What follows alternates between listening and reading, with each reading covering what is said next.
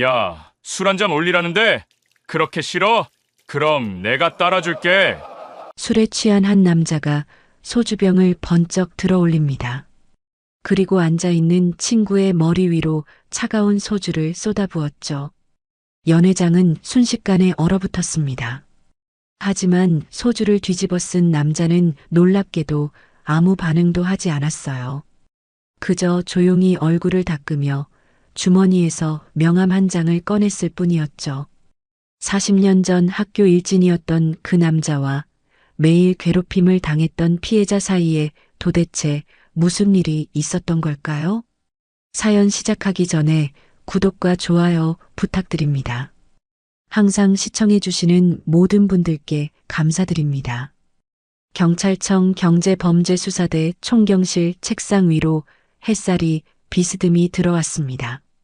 오후 4시가 조금 넘은 시각이었죠. 박진수는 두툼한 수사보고서를 덮으며 길게 한숨을 내쉬었습니다. 55살 이 사건을 마무리하고 명예퇴직을 앞둔 시점이었어요. 33년의 경찰 생활. 그 긴 세월 동안 수없이 많은 사건을 해결했지만 지금 손에 쥔 이 파일만큼 마음을 무겁게 누르는 건 없었습니다. MH홀딩스 분식회계 사건. 겉으로는 깨끗해 보이는 상장 기업이었지만 그 이면에는 수백억 원대의 탈세와 분식회계 그리고 공무원 뇌물 공여까지 얽혀 있었죠. 진수는 창밖을 바라보며 관자놀이를 주물렀습니다. 머리가 지끈거렸어요. 사건 자체도 복잡했지만 무엇보다 피의자의 이름 때문이었습니다. 장무현, MH홀딩스 대표이자 회장. 그 이름을 볼 때마다 가슴 한쪽이 먹먹하게 조여왔거든요. 바로 그때였습니다. 사무실 문을 노크하는 소리가 들렸어요. 총경님, 우편물입니다. 후배 형사가 건넨 봉투를 받아든 진수의 눈빛이 미묘하게 흔들렸습니다. 고급스러운 크림색 초대장이었어요. 금박으로 인쇄된 문구가 눈에 들어왔죠. 청솔중학교 1985년 졸업 40주년 동창회. 진수의 손끝이 미세하게 떨렸습니다. 40년. 그렇게 긴 시간이 흘렀다는 게 믿기지 않았어요. 1985년 졸업 이후 처음 여는 대규모 동창회였죠. 초대장을 펼치자 참석 예정자 명단이 나왔습니다. 20명 남짓한 이름들이 나란히 적혀 있었죠. 그리고 그 명단 한가운데 진수의 시선이 한 이름에 못 박혔습니다. 장무현 MH홀딩스 대표이사. 순간 숨이 턱 막혔습니다. 심장이 불규칙하게 뛰기 시작했어요. 40년 전 그 악몽 같던 기억들이 쓰나미처럼 밀려왔습니다. 진수는 책상 서랍을 열어 위장약을 꺼내 물과 함께 삼켰습니다. 손이 여전히 떨렸어요. 40년이라는 세월이 무색하게 그 이름 속 자만으로도 15살 소년으로 되돌아가는 기분이었죠. 1982년 봄 청솔중학교 1학년 5반 교실. 그곳은 지옥이었습니다. 장무현. 그는 반의 제왕이었어요. 키 180cm가 넘는 체구의 주먹 한 번이면 학생들은 물론 선생님들까지 주눅 들게 만드는 아이였죠. 그의 눈빛 한 번에 교실 분위기가 얼어붙었고 그가 웃으면 모두가 따라 웃어야 했습니다. 웃지 않으면 그 다음은 뺨이었으니까요. 특히 점심시간은 공포 그 자체였습니다. 장무현과 그의 패거리 넷이 교실 뒤편 자리를 차지하고 앉으면 다른 학생들은 주눅든 채 도시락을 꺼냈어요. 아니, 꺼낼 엄두조차 못 냈죠. 야, 오늘 누가 반찬 괜찮은 거 싸왔나? 장무현의 목소리가 교실에 울려 퍼지면 학생들은 고개를 숙이고 눈을 마주치지 않으려 애썼습니다. 하지만 소용없었어요. 그는 이미 눈독 들인 아이들의 도시락을 빼앗았으니까요. 김진우, 내 엄마가 만든 잡채 맛있더라. 이리네. 박진수, 너 우유 안 가져왔어? 매점 가서 하나 사와. 빨리. 거역하는 건 상상도 할 수 없었습니다. 한 번은 최성훈이라는 아이가 떨리는 목소리로 말했었죠. 무연아. 나도 배고파서. 그 순간 장무연의 눈빛이 차갑게 식었습니다.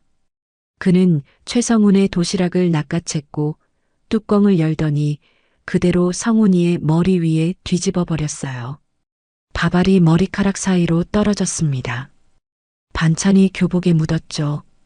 교실은 숨죽인 침묵에 휩싸였고 최성훈은 소리 없이 눈물만 흘렸습니다. 누구도 거들지 못했어요. 거들었다가는 다음 표적이 자신이 될 테니까요. 진수는 책상 밑에서 주먹을 꽉 쥐었습니다. 손톱이 손바닥을 파고들어 아팠지만 그 아픔으로 분노를 삭혀야 했어요. 어린 소년이 할 수 있는 건 그게 전부였죠. 그날 밤 진수는 이불을 뒤집어 쓴 채 다짐했습니다. 언젠가 나는 저런 놈들을 잡는 사람이 될 거야. 약한 사람을 괴롭히는 나쁜 놈들을 반드시 벌받게 할 거야. 그 다짐이 진수를 경찰의 길로 이끌었습니다. 22살에 경찰 간부 후보생으로 입직했고 30년 넘게 현장에서 뛰며 수많은 범죄자들을 검거했죠. 특히 경제범죄수사대로 옮긴 뒤에는 권력과 돈으로 약자를 짓밟는 자들을 추적하는데 모든 열정을 쏟았습니다. 그리고 지금 40년 만에 다시 마주하게 된 그 이름. 장무현. 진수는 초대장을 내려놓고 컴퓨터 모니터를 켰습니다. MH홀딩스 수사 파일을 다시 열었어요. 화면에는 장무현의 최근 사진이 떠올랐습니다. 고급 양복을 차려입고 자신만만하게 웃는 모습.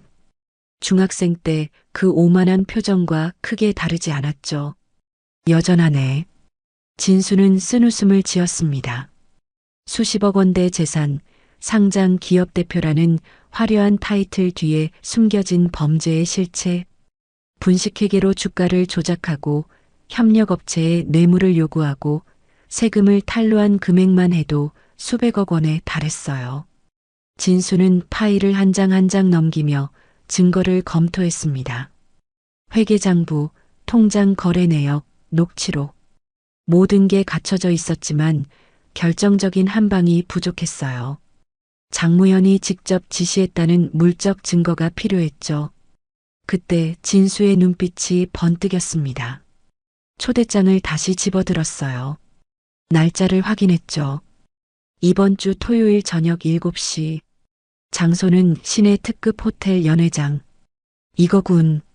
진수의 입가에 미소가 번졌습니다. 하지만 그 미소에는 온기가 없었어요. 차갑고 냉정한 베테랑 수사관의 표정이었죠. 그는 즉시 수사팀장에게 전화를 걸었습니다. 김 팀장, 나야. 이번 주 토요일 저녁에 작전 하나 짤 거야. 장무현 건이야. 총경님, 무슨 계획이십니까? 동창회에 가려고. 아마 술자리가 될 텐데 술이 들어가면 입이 가벼워지는 법이거든. 호텔 CCTV 협조 요청하고 내가 녹음할 수 있게 장비 준비해둬. 소형으로. 그리고 진수는 잠시 말을 멈췄다가 덧붙였습니다. 혹시 모르니까 기동대도 대기시켜. 연회장 밖에서 대기하도록. 알겠습니다, 총경님.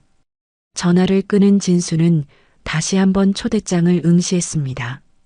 장무현이라는 이름 위에 손가락이 멈췄어요. 40년 전 그 악몽이 선명하게 되살아났습니다. 머리에 쏟아지던 우유의 차가운 감촉, 교실을 가득 채웠던 비웃음 소리, 그리고 아무것도 할 수 없었던 무력함. 하지만 지금은 달랐습니다. 진수는 더 이상 책상 밑에서 주먹을 쥐고 있는 소년이 아니었어요. 그는 33년 경력의 경제범죄수사대 총경이었고 법이라는 무기를 손에 쥔 수사관이었죠. 진수는 책상 서랍에서 명함 한 장을 꺼냈습니다. 경찰청 경제범죄수사대 총경 박진수. 명함을 손가락으로 쓰다듬으며 조용히 중얼거렸어요. 40년 만이네, 무연아. 이번엔 내가 책상 밑에서 주먹 쥐는 차례야. 창밖으로 노을이 지고 있었습니다. 붉게 물든 하늘이 마치 40년 전 그 악몽의 끝과 새로운 시작을 알리는 것 같았어요. 진수의 눈빛에는 흔들림이 없었습니다. 오직 정의를 향한 냉철한 결기만이 서려 있었죠. 그는 초대장을 서랍에 넣고 일어섰습니다. 퇴근 시간이 다가오고 있었어요. 하지만 진수의 진짜 일은 이제 시작이었습니다. 토요일 저녁 40년 만의 재회, 그리고 정의의 심판. 진수는 코트를 걸치며 마지막으로 컴퓨터 화면 속 장무연의 얼굴을 바라봤습니다. 기다려, 곧 만나. 1982년 4월 청솔중학교 1학년 5반 교실은 봄의 따스함과는 거리가 먼 곳이었습니다. 창밖으로는 벚꽃이 흩날렸지만 교실 안은 언제나 냉기가 감돌았어요. 그 냉기의 중심에는 장무연이 있었죠. 15살 박진수는 매일 아침 학교 정문을 들어설 때마다 가슴이 쿵쾅거렸습니다. 교복 주머니 속 손은 늘 땀으로 축축했어요. 교실 문을 열기 전 항상 한 번씩 깊게 숨을 들이마셔야 했죠. 오늘도 무사히 하루를 넘기기를, 장무연의 눈에 띄지 않기를 간절히 바라면서요. 하지만 그 바람은 매번 무너졌습니다. 특히 점심시간만 되면요. 교실 뒤편 창가 자리. 그곳은 장무연과 그의 친구들, 김태식, 이승호, 박민철의 자리였습니다. 넷은 늘 책상을 붙여놓고 앉았고 점심시간이 되면 왕처럼 군림했어요. 아니, 왕보다 더 무서운 존재였죠. 12시 30분. 점심시간을 알리는 종이 울렸습니다. 학생들은 조심스럽게 가방에서 도시락을 꺼냈어요. 누구도 소리 내지 않으려 했습니다. 장무연의 레이더에 걸리지 않기 위해서였죠. 진수도 책상 서랍을 조용히 열어 어머니가 싸주신 도시락을 꺼냈습니다. 오늘은 계란말이와 시금치 나물, 그리고 작은 멸치볶음이 들어 있었어요. 야, 오늘 반찬 괜찮은 놈 누구야? 장무연의 목소리가 교실을 가득 채웠습니다.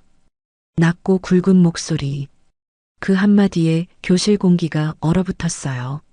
학생들은 고개를 더 숙이고 도시락 뚜껑을 살짝만 열었습니다. 보이지 않으면 빼앗기지 않을 거라는 헛된 희망이었죠.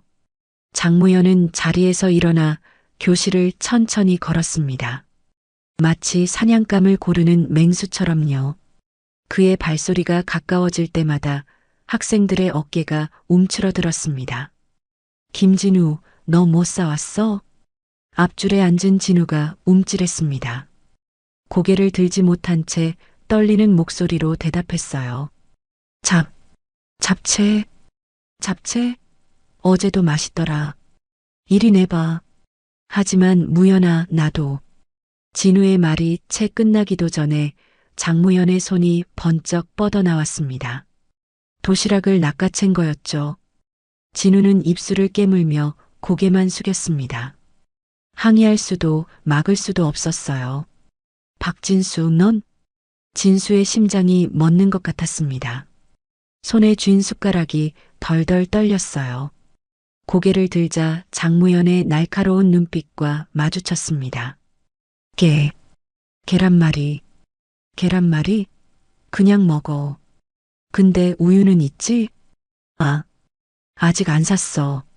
장무연의 눈빛이 차갑게 변했습니다. 그는 진수의 어깨를 탁 쳤어요. 그리 세지 않은 힘이었지만 진수에게는 바위가 떨어진 것 같았죠. 그럼 지금 사와. 매점 가서 바나나 맛 우유 4개. 뛰어가. 응. 진수는 도시락을 책상에 놓고 일어났습니다. 다리가 후들거렸어요. 교실을 나서는 그의 뒤에서 낄낄거리는 웃음소리가 들렸습니다. 귀가 뜨겁게 달아올랐죠. 매점까지 뛰어갔습니다. 숨이 가빴지만 천천히 갈 수는 없었어요. 늦으면 또 맞으니까요. 바나나 맛 우유 4개를 사서 다시 교실로 뛰어왔습니다. 이마에는 땀이 송골송골 맺혔어요. 교실 문을 열자 장무현과 친구들이 이미 여러 학생들의 도시락을 모아놓고 먹고 있었습니다. 진우의 잡채, 성민이의 불고기, 수진이의 떡갈비. 다른 아이들은 자리에 앉아 빵 한 조각이나 남은 반찬으로 끼니를 때우고 있었죠. 늦었네. 빨리 안 가져와. 진수는 숨을 헐떡이며 우유를 건넸습니다. 장무현은 빨대를 꽂아 우유를 쭉쭉 빨아들이더니 만족스러운 표정을 지었어요. 역시 바나나 맛이 최고야. 너도 한 개 살 걸 그랬어? 조롱 섞인 말이었습니다. 진수는 대답하지 않았어요. 대답하면 또 시비가 붙으니까요. 그는 조용히 자기 자리로 돌아가 식은 도시락을 열었습니다. 계란말이는 이미 차갑게 굳어 있었어요. 하지만 먹어야 했습니다. 오후 수업을 버텨야 하니까요. 그런데 그날 최성훈이라는 친구가 용기를 냈습니다. 성훈이는 작고 마른 체구의 아이였어요. 늘 조용히 구석에 앉아 있었죠. 그날따라 어머니가 정성껏 싸준 도시락이 유난히 맛있어 보였나 봅니다. 성훈이는 도시락을 품에 꼭 안고 있었어요. 야, 최성훈. 너 오늘 뭐 싸왔어? 장무현이 다가왔습니다. 성훈이의 얼굴이 새하얗게 질렸어요. 저기 무현아. 오늘은 내가 좀 배가 고파서. 교실이 조용해졌습니다. 모두가 숨을 죽였어요. 누군가 감히 장무현에게 거절의 뜻을 비쳤으니까요. 진수는 가슴이 철렁 내려앉았습니다. 안 된다고, 그러면 안 된다고 속으로 외쳤죠. 장무현의 입가에 비웃음이 번졌습니다. 그의 눈빛은 얼음보다 차가웠어요. 뭐, 내가 배고프다고? 미안해. 하지만, 야, 이 새끼가 지금 나한테 대드는 거야? 순간이었습니다. 장무현의 손이 번개처럼 뻗어나와 성훈이의 도시락을 낚아챘어요. 뚜껑을 확 열더니 그 안을 들여다봤습니다. 하얀 밥 위에 계란 프라이와 김치, 그리고 작은 햄이 놓여 있었죠. 별거 없네. 그리고 장무현은 그 도시락을 성훈이의 머리 위로 들어 올렸습니다. 무현아, 제발. 성훈이의 애원은 소용없었습니다. 장무현은 차갑게 웃으며 도시락을 뒤집어 버렸어요. 싹. 밥알이 머리카락 사이로 쏟아졌습니다. 계란 프라이가 얼굴에 붙었고 김치가 교복깃에 걸렸어요. 하얀 쌀밥이 어깨와 등으로 흘러내렸죠. 교실은 죽음 같은 침묵에 휩싸였습니다. 성훈이는 그대로 얼어붙었어요.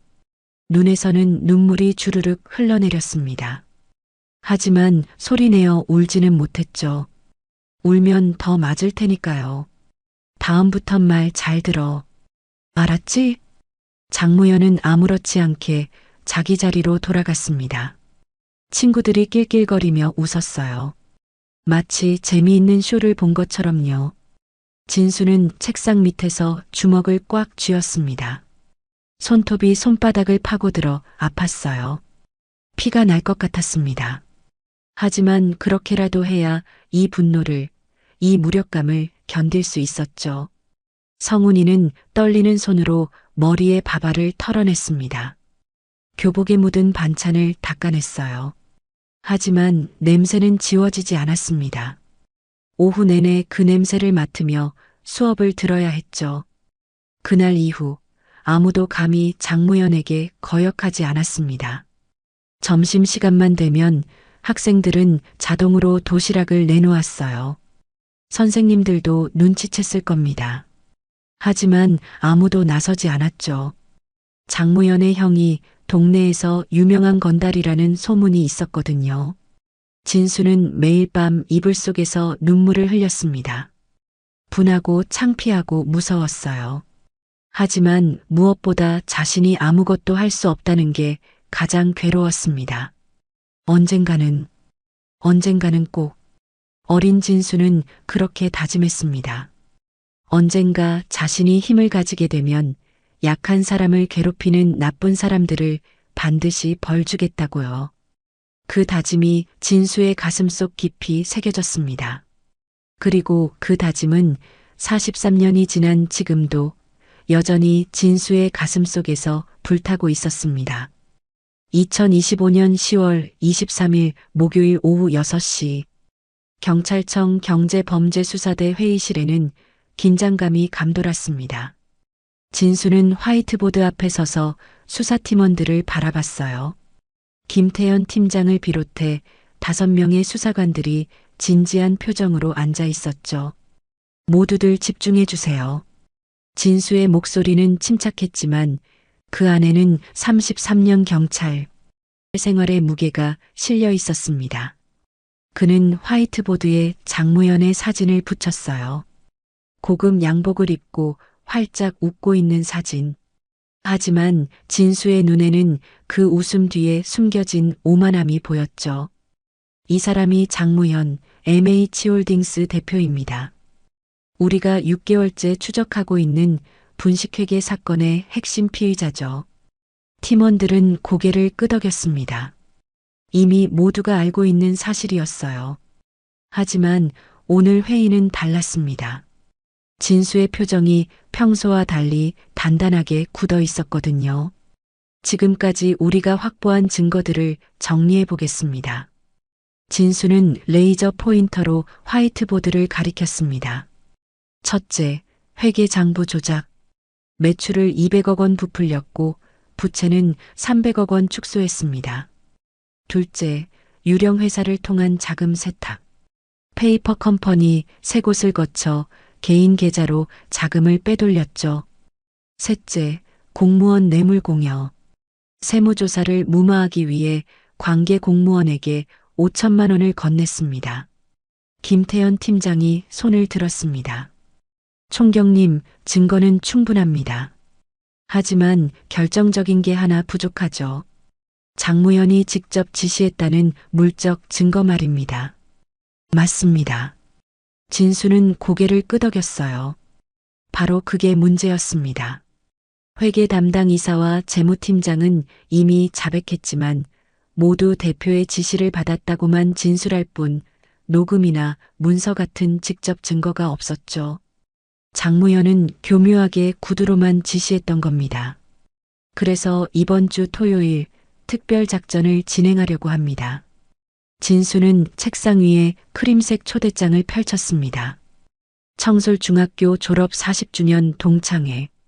이 자리에 장무연도 참석합니다. 팀원들의 눈빛이 달라졌어요.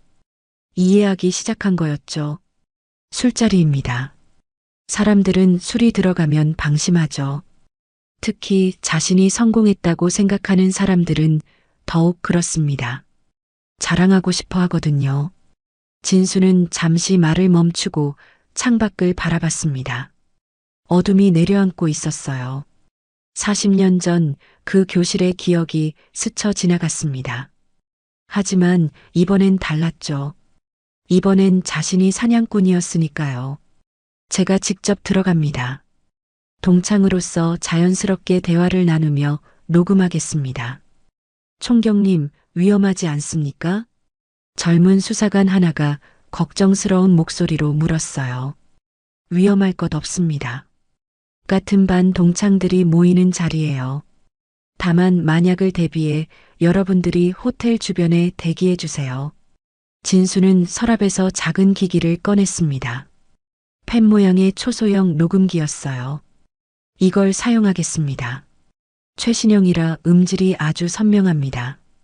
법정 증거로 쓰기에 충분하죠. 김 팀장이 신중한 표정으로 물었습니다.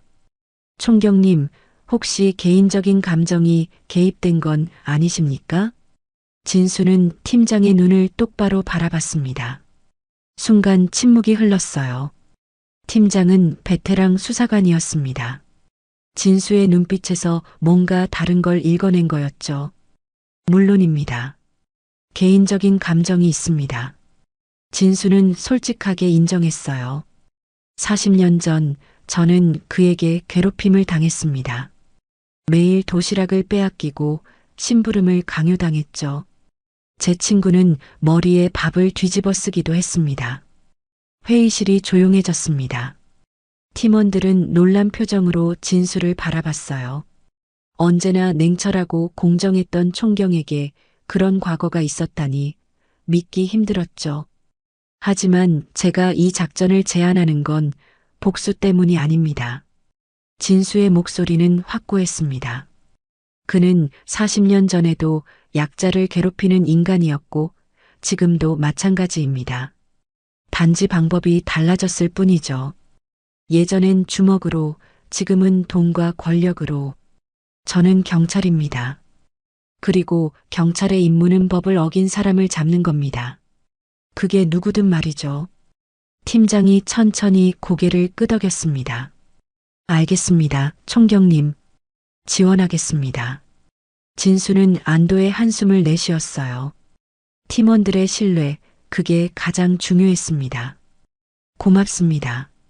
자, 그럼 세부 계획을 짜겠습니다. 진수는 화이트보드에 호텔 약도를 그렸습니다. 동창회 장소는 그랜드 서울호텔 3층 연회장입니다. 김 팀장님은 호텔 지배인과 접촉해서 CCTV 협조를 받아주세요. 연회장 내부와 복도, 로비까지 모두 확보해야 합니다.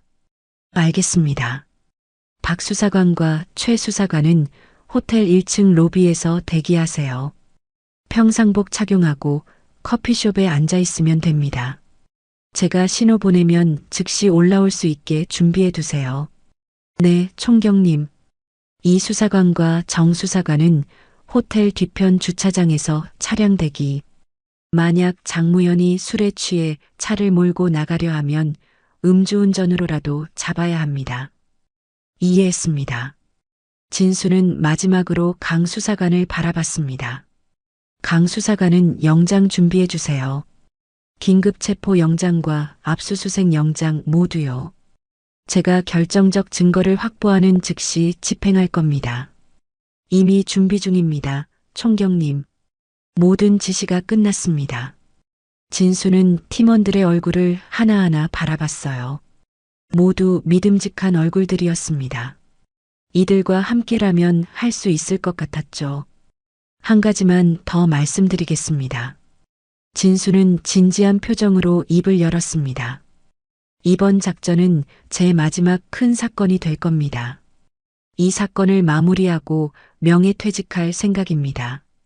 33년 제 경찰 생활의 마지막을 이 사건으로 장식하고 싶습니다. 하지만 그것보다 더 중요한 건 이게 올바른 일이라는 겁니다. 장무연은 반드시 법의 심판을 받아야 합니다. 팀원들이 일어섰습니다. 모두 결연한 표정이었어요. 총경님, 저희가 끝까지 함께하겠습니다. 김 팀장의 말에 진수는 미소를 지었습니다. 따뜻한 미소였어요. 회의가 끝나고 사무실로 돌아온 진수는 책상 서랍을 열었습니다. 그 안에는 오래된 사진 한 장이 있었어요. 1985년 졸업사진. 까까머리를 한 학생들이 운동장에 줄지어 서 있는 사진이었죠. 진수는 사진 속에서 자신을 찾았습니다. 뒷줄 구석에 서 있는 작고 마른 소년. 그의 눈빛은 불안하고 두려워 보였어요. 그리고 앞줄 중앙에는 장무연이 있었습니다. 당당하게 가슴을 펴고 서서 마치 세상을 다 가진 것처럼 웃고 있었죠. 40년이 지났어. 이제 누가 웃는지 보자고. 진수는 사진을 서랍에 다시 넣었습니다. 그리고 초소형 녹음기를 집어들었어요. 작동 테스트를 했습니다. 완벽했죠. 토요일까지 이틀. 진수는 그 이틀 동안 장무연에 대한 모든 자료를 다시 검토했습니다. 그의 습관, 말투, 자주 쓰는 표현들. 술자리에서 어떤 대화를 유도해야 자백을 이끌어낼 수 있을지 시뮬레이션 했어요. 밤늦게까지 사무실 불이 꺼지지 않았습니다. 진수는 노트에 빼곡히 메모를 했어요.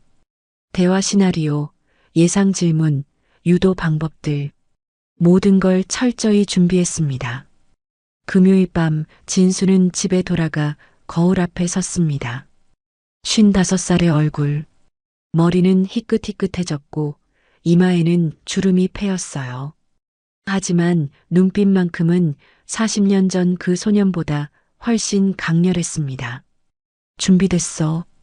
진수는 자신에게 말했습니다. 내일이면 모든 게 결판날 거였어요.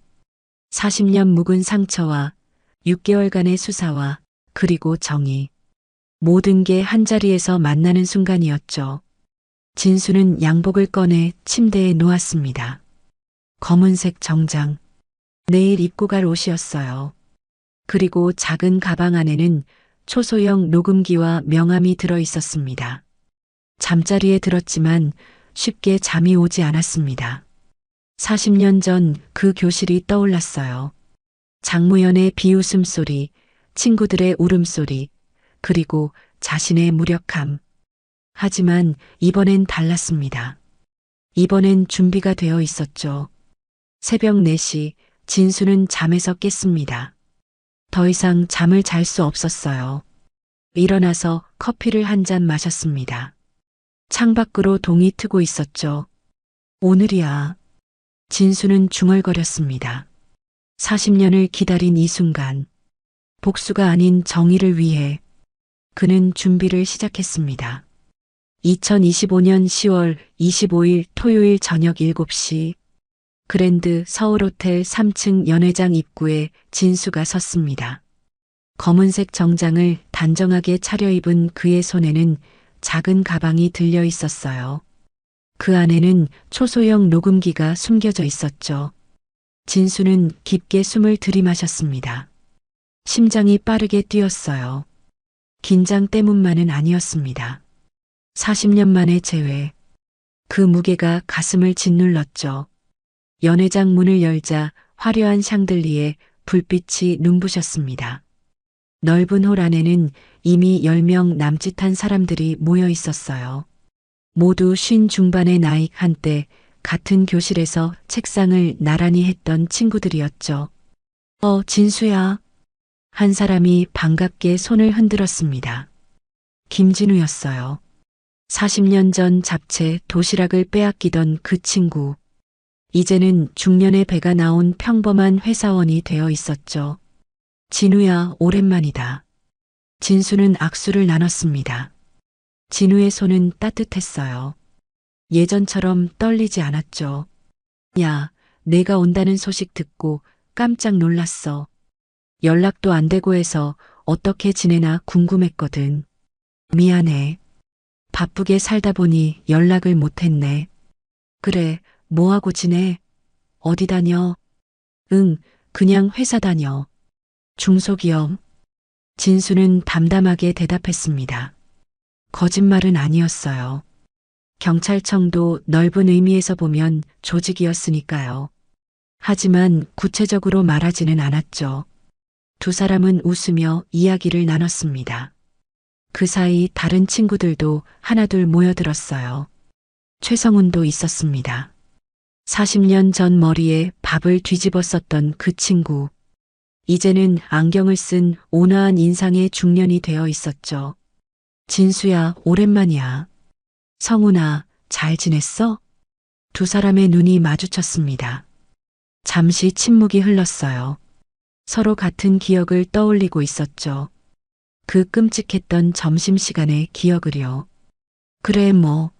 살만해. 성훈의 목소리는 여전히 조심스러웠습니다. 40년이 지났지만 어떤 상처는 완전히 아물지 않는 법이었죠. 바로 그때였습니다. 연회장 입구가 활짝 열리며 한 무리의 사람들이 들어왔어요. 그 중심에 장무연이 있었습니다.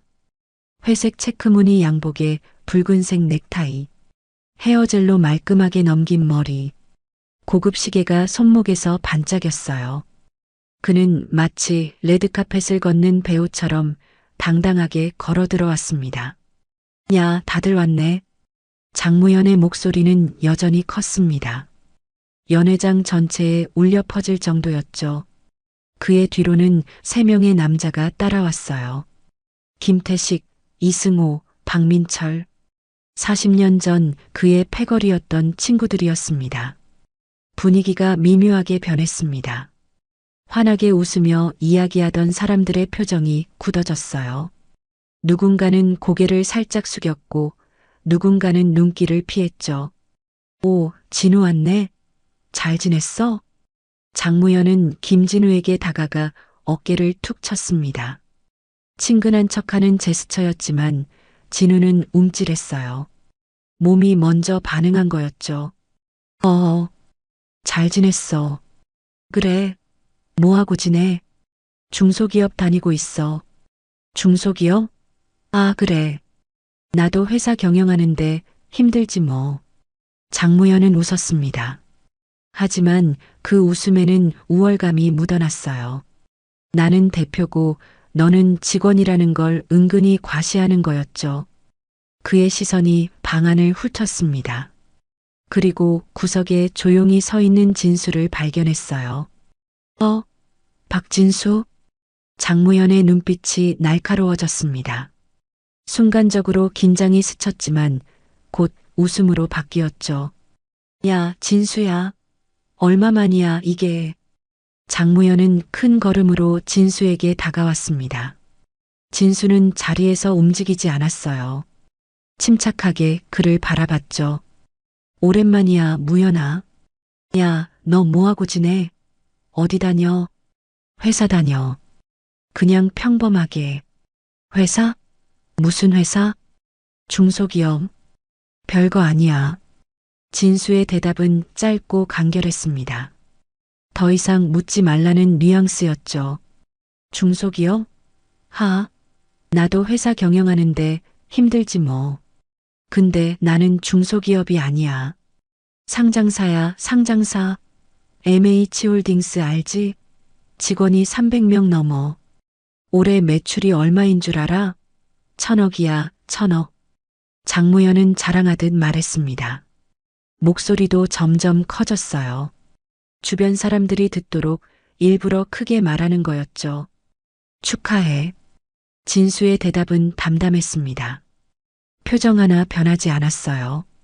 그게 장무현을 더 자극했죠. 야, 근데 중소기업 다니면 월급이 얼마야? 한 400? 500? 그냥 먹고 살 만큼. 먹고 살 만큼? 나는 먹고 사는 게 아니라 즐기면서 사는데. 작년에 배당금만 50억 받았어. 올해는 70억 받을 것 같아. 장무현은 싱글벙글 웃었습니다. 완전히 기분이 좋아진 표정이었어요. 진수를 내려다보며 우월감을 느끼고 있었죠. 그래, 대단하네. 진수는 여전히 차분했습니다. 하지만 주머니 속 주먹은 꽉 쥐어져 있었어요. 40년 전 그때처럼요. 야, 근데 기억나? 중학교 때 장무현이 갑자기 말을 꺼냈습니다. 술 한 잔 안 마셨는데도 얼굴이 붉어져 있었어요. 흥분 때문이었죠. 넌 맨날 내 심부름했잖아. 우유 사오고 도시락 가져오고. 하하. 주변이 조용해졌습니다. 모두가 숨을 죽였어요. 장무현은 신경 쓰지 않고 계속 말했죠. 야, 그때 재미있었어. 너희들 도시락 빼앗아 먹고. 특히 최성훈이 내가 제일 웃겼어. 머리에 밥 엎어졌을 때 표정 기억나? 하하하. 장무현은 배를 잡고 웃었습니다. 하지만 아무도 따라 웃지 않았어요. 연회장은 얼어붙은 듯 조용했죠. 최성훈의 얼굴이 창백해졌습니다. 주먹을 떨며 고개를 숙였어요. 김진우도 입술을 깨물고 있었죠. 진수는 장무현을 똑바로 바라봤습니다. 그의 눈빛은 차가웠어요. 하지만 목소리는 평온했죠. 무연아, 그만하자. 다들 불편해하잖아. 뭐, 불편? 야, 옛날 얘기하는 건데 뭐가 불편해? 다 지나간 일이잖아. 장무현은 오히려 더 신나했습니다. 그는 진수의 어깨를 탁탁 쳤어요. 야, 진수야. 너 아직도 나한테 앙금 있어? 아직도? 중학교 때 일 가지고 앙금은 없어. 진수는 조용히 말했습니다. 다만 그게 옳지 않았다고 생각할 뿐이야. 옳지 않아? 야, 그게 뭐가 옳지 않아? 그냥 애들끼리 장난친 거지. 요즘 말로 뭐더라, 일진? 맞아, 나 일진이었어. 그게 뭐 어때서? 장무현은 전혀 부끄러워하지 않았습니다. 오히려 자랑스러워하는 것 같았어요. 그때가 좋았어. 내가 왕이었거든. 다들 내 말 잘 듣고 내가 하자는 대로 다 했어. 지금도 그래. 회사에서도 내가 사장이야. 직원들은 내 말 한마디에 움직여. 진수는 더 이상 대꾸하지 않았습니다. 대신 조용히 자리를 옮겨 테이블에 앉았어요. 가방을 무릎에 올려놓았죠. 그 안에 녹음기는 이미 작동 중이었습니다. 저녁 식사가 시작됐습니다. 호텔 직원들이 요리를 날랐어요. 하지만 분위기는 무겁기만 했습니다. 장무형과 그의 친구들만 시끄럽게 떠들었죠. 야, 술 마시자. 오늘은 40년 만에 동창회인데. 장무현이 소주병을 들어 올렸습니다. 다른 사람들도 어쩔 수 없이 잔을 들었어요. 자, 건배. 잔이 부딪히는 소리가 울렸습니다. 그리고 술이 돌기 시작했죠. 한 잔, 두 잔, 세 잔. 장무현의 얼굴이 점점 더 붉어졌습니다. 진수는 술을 마시는 척하면서 마시지 않았습니다. 정신을 또렷하게 유지해야 했어요. 지금부터가 진짜였으니까요. 그는 장무현을 조용히 관찰했습니다. 타이밍을 기다리고 있었죠. 기분이 좋았는지 장무현은 순식간에 소주잔을 여러 잔 비우더니 입이 더 가벼워졌습니다. 자제력이 흐려지기 시작한 거였어요. 야, 진수야. 너 중소기업 다니면 힘들지? 요즘 경기도 안 좋던데. 그럭저럭 버티고 있어. 버티고 있다고? 하, 나는 버티는 게 아니라 벌어. 알아? 올해만 세금을 얼마나 냈는 줄 알아? 장무현은 잔을 비우며 말했습니다. 그의 눈빛은 흐릿해지고 있었어요. 진수는 조용히 귀를 기울였습니다. 녹음기는 모든 말을 담고 있었죠. 이제 시작이었습니다. 40년을 기다린 이 순간이요. 저녁 8시가 넘어가자 연회장 분위기는 점점 더 뜨거워졌습니다.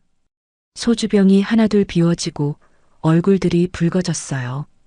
특히 장무현은 이미 소주 3병을 비우고 있었죠. 야, 다들 잠 비워. 40년 만에 만났는데 이렇게 조용하면 안 되지. 장무현은 큰 소리로 외쳤습니다. 옆에 앉은 김태식이 소주병을 들어 그의 잔을 채웠어요. 장무현은 단숨에 들이켰죠. 진수는 테이블 끝자리에 조용히 앉아 있었습니다. 그의 잔은 거의 그대로였어요. 마시는 척하며 마시지 않았어요. 정신을 또렷하게 유지했죠. 가방 속 녹음기는 계속 작동하고 있었습니다. 무연아, 너 회사 크다며? 직원이 300명이라고? 이승우가 물었습니다. 아첨하는 투였어요. 장무현은 만족스러운 표정을 지었죠. 그래, 300명. 올해 신입사원만 50명 뽑았어. 내년엔 더 뽑을 거야. 대단하네. 어떻게 그렇게 키웠어? 머리를 쓰는 거지, 뭐. 사업은 머리 싸움이야. 장무현은 자신만만하게 말했습니다. 술이 들어가니 입이 더 가벼워졌어요. 특히 세금 같은 거. 그거 잘 처리하면 돈이 얼마나 남는지 몰라. 진수의 귀가 쫑긋했습니다. 하지만 표정은 전혀 변하지 않았어요. 그는 조용히 소주잔을 입에 가져가며 장무현의 말을 들었죠. 세금을 잘 처리한다는 게 무슨 뜻이야? 김진우가 순진하게 물었습니다. 장무현은 빙그레 웃었어요. 야, 그걸 몰라? 회계를 돌리는 거지. 매출은 줄이고 비용은 늘리고 그럼 세금이 확 줄어들어. 그게 괜찮은 거야? 괜찮고 말고 다들 하는 거야. 안 하는 놈이 바보지. 내가 올해만 얼마나 아꼈는 줄 알아? 장무현은 주위를 둘러봤습니다. 그리고 목소리를 낮춰 말했어요. 하지만 술 때문에 낮춘다는 게 여전히 큰 소리였죠. 100억? 100억을 아꼈어. 테이블이 조용해졌습니다. 100억이라는 숫자가 너무 컸기 때문이었어요. 진수는 가슴이 뛰는 걸 느꼈습니다. 하지만 얼굴은 평온하게 유지했죠. 100억이나? 어떻게? 박민철이 눈을 휘둥그레 뜨며 물었습니다. 야, 그게 비법인데 여기서 다 말해? 하하. 장무현은 웃었지만 술이 더 들어간 탓에 입이 근질거렸어요. 자랑하고 싶어서 근질거렸죠. 뭐, 너희들이야 모르면 손해보는 것도 아니니까. 간단해. 회계장부를 2개 만드는 거야. 진짜랑 가짜. 세무서에는 가짜를 보여주고. 그게 가능해? 가능하지. 우리 회계팀장이 능력자거든.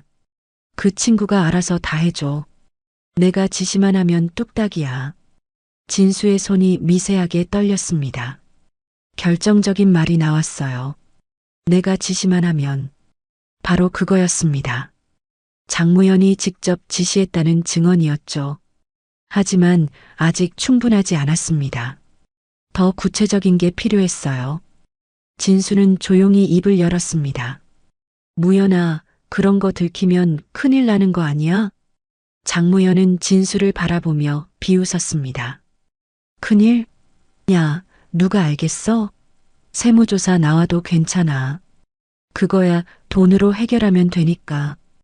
돈으로 해결? 그래, 돈. 세무 공무원들한테 좀 쥐어주면 알아서 조용히 넘어가. 작년에도 그랬어. 세무조사 나왔는데 담당자한테 5천만 원 줬더니 조사 결과가 깨끗하게 나오더라고. 하하. 연 회장이 다시 조용해졌습니다. 이번엔 모두가 불편해했어요. 너무 노골적인 범죄 고백이었으니까요. 최성우는 고개를 저으며 한숨을 쉬었죠. 진수는 속으로 환호했습니다. 완벽했어요. 탈세, 회계 조작, 그리고 뇌물 공여까지 모든 게 녹음되고 있었습니다. 하지만 표정은 여전히 담담했죠. 대단하네, 무연아. 그런 능력이 있으니까 사장을 하는 거구나. 진수는 일부러 칭찬하는 투로 말했습니다. 장무현을 더 우쭐하게 만들기 위해서였어요. 그렇지. 나는 머리가 좋아. 중학교 때부터 그랬잖아. 선생님들도 내 말 잘 들었어. 다들 나를 무서워했거든. 장무현은 다시 과거로 돌아갔습니다. 술이 들어가니 억제되던 기억들이 쏟아져 나왔어요. 그때가 좋았어. 내가 원하는 건 뭐든지 할 수 있었으니까. 도시락 먹고 싶으면 빼앗고, 심부름 시키고 싶으면 시키고. 그는 진수를 보며 웃었습니다. 야, 진수야. 너도 기억하지? 맨날 내 우유 사다 주고, 매점 심부름하고. 넌 진짜 말 잘 들었어. 진수는 잔을 천천히 내려놓았습니다. 40년 전 그 기억이 생생하게 떠올랐어요. 떨리는 손으로 매점을 뛰어가던 소년. 하지만 지금은 달랐죠. 기억해. 다 기억하고 있어. 진수의 목소리는 차갑게 가라앉았습니다. 장무현은 눈치채지 못했어요.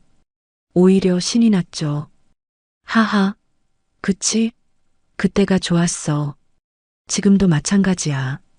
회사에서도 내가 왕이거든. 직원들은 내 명령에 무조건 따라야 해. 안 따르면 잘리는 거지. 간단해. 너 그렇게 살아서 행복해? 갑자기 최성훈이 말했습니다. 그의 목소리는 떨리고 있었어요. 뭐? 장무현이 성훈을 돌아봤습니다. 남 괴롭히고 법 어기고 그렇게 살아서 행복하냐고. 분위기가 급격히 차가워졌습니다. 장무현의 표정이 굳었어요. 야, 최성훈. 너 지금 나한테 훈계하는 거야? 훈계가 아니야. 그냥 궁금해서. 궁금하긴 뭐가 궁금해. 너는 뭔데? 너나 잘 살아. 조그맣게 회사 다니면서 장무연의 목소리가 높아졌습니다. 술 때문에 감정 조절이 안 됐어요. 적어도 나는 떳떳하게 살아. 성운의 말에 장무연이 벌떡 일어났습니다. 의자가 뒤로 넘어갔어요. 뭐, 떳떳하게? 야, 이 새끼가 지금 나한테 뭐라는 거야? 무연아, 진정해. 김태식이 그를 말렸습니다. 하지만 장무연은 이미 이성을 잃고 있었어요. 아니, 이 새끼가 40년 전에 밥 엎어졌던 놈이 감히 나한테 떳떳하게 살라고? 웃기지 마. 연회장이 술렁거렸습니다. 다른 테이블 사람들도 이쪽을 쳐다봤어요. 진수는 조용히 일어났습니다. 무연아, 이제 그만하자. 너무 취했어. 뭐, 내가 취했어? 난 안 취했어. 너희들이 문제야. 다들 시기하고 질투하는 거잖아. 내가 잘 되니까. 장무연은 소주병을 집어들었습니다. 흔들흔들 걸으며 진수 쪽으로 다가왔어요. 야, 박진수. 넌 평생 월급쟁이로 살 거지? 불쌍해. 나는 사장이야. 알겠어? 사장. 진수는 그를 똑바로 바라봤습니다. 눈빛은 차갑고 냉정했어요. 그래, 내가 사장이지. 하지만 그게 다는 아니야. 다는 아니긴 뭐가 아니야. 돈이 최고야. 돈 있으면 뭐든지 할 수 있어. 세금도 안 내고 공무원도 매수하고 다 되는 거야. 장무연은 소리쳤습니다. 완전히 자제력을 잃은 상태였어요. 술과 흥분이 그를 지배하고 있었죠. 진수는 가슴속 녹음기를 의식했습니다. 모든 게 담기고 있었어요. 장무연의 자백, 범죄 고백, 모든 것이요. 무연아, 앉아. 술 그만 마시고. 김진우가 일어나 장무연을 붙잡으려 했습니다. 하지만 장무연은 그의 손을 뿌리쳤어요. 다들 나는 괜찮아. 그는 비틀거리며 테이블을 잡았습니다. 소주잔들이 쓰러지며 바닥에 떨어졌어요. 쨍그랑 깨지는 소리가 울렸죠. 진수는 시계를 확인했습니다. 8시 45분. 충분한 증거가 모였어요. 이제 마무리할 시간이었습니다. 그는 조용히 가방을 집어들었습니다. 녹음기를 확인했어요. 빨간 불이 깜빡이고 있었죠. 완벽하게 작동하고 있었습니다. 장무연은 여전히 중얼거리며 술을 마시고 있었습니다. 주변 사람들은 불편한 표정으로 그를 바라봤어요. 아무도 말리지 않았습니다. 이미 통제 불능이었으니까요.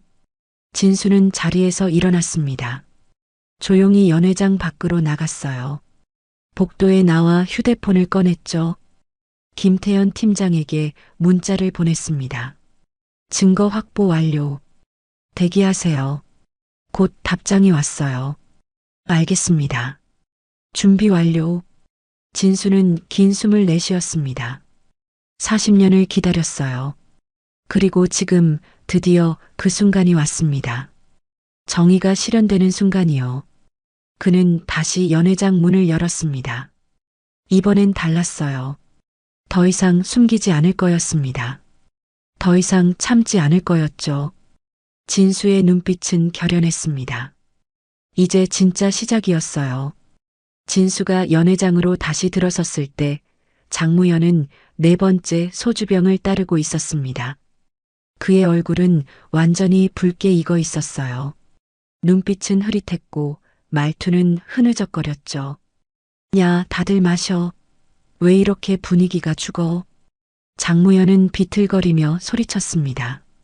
하지만 아무도 화답하지 않았어요. 모두 고개를 숙이고 있었죠. 불편함과 창피함이 뒤섞인 표정들이었습니다. 진수는 조용히 자기 자리로 돌아갔습니다. 테이블에 앉아 물을 한 모금 마셨어요. 심장은 빠르게 뛰고 있었지만 겉으로는 전혀 티를 내지 않았죠. 야, 박진수.